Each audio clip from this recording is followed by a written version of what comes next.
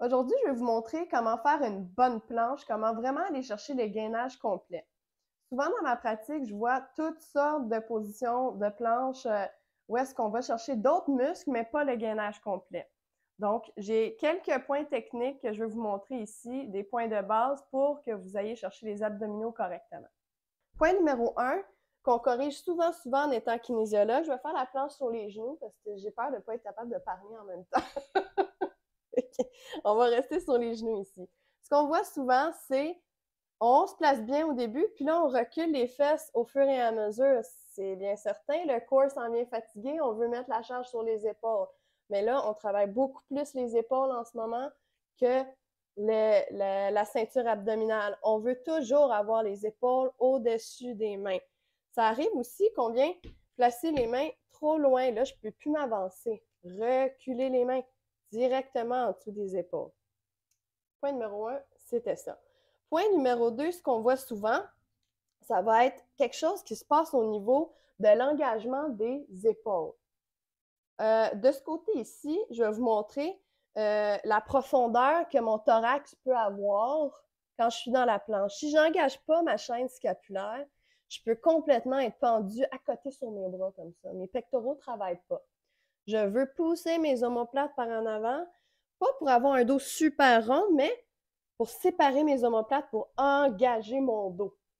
Après ça, on va venir regarder en arrière de moi. Alors, quand on est appuyé au fond puis qu'on n'engage pas la chaîne scapulaire, les omoplates remontent vers les oreilles puis sont très proches. Ce que je veux avoir comme intention, c'est d'écarter mes omoplates et d'avoir les épaules les plus larges possibles, le plus loin des oreilles possible. Ça marche pour ça. Ça, c'est le point numéro 2. Point numéro 3, je m'en venais avec les courbures de la colonne. Donc, ça serait accentuer la banane. Donc, ça, on ne veut pas ça. Et on ne veut pas l'opposer non plus, hein, faire comme monter, monter, monter, monter. Ça, c'est non plus non. On ne veut pas annuler la courbe ici non plus au bas du dos. Viens placer tes épaules comme ça. Ça se fait, annuler la courbe, ça se fait dans la bonne position aussi. C'est comme si on faisait une grosse contraction d'abdos pour faire un dos rond ici. Là. Viens faire un dos rond ici. Ouais, ça, c'est comme trop. OK? On veut avoir une courbure naturelle. Donc, ça c'est de juste rester comme si on était debout. C'est la même image qu'on est quand on est en planche. Le dernier petit point technique ou le conseil que j'aurais à ceux qui veulent peaufiner leur planche ou qui veulent augmenter leur temps de planche, c'est souvent parce qu'on arrive à augmenter notre temps, mais on n'est plus dans la bonne position. Okay? Fait que si je suis dans ma planche puis je commence à être fatiguée, des fois je peux commencer à faire la banane, des fois je peux commencer à reculer puis me fier plus sur mes épaules pour me maintenir.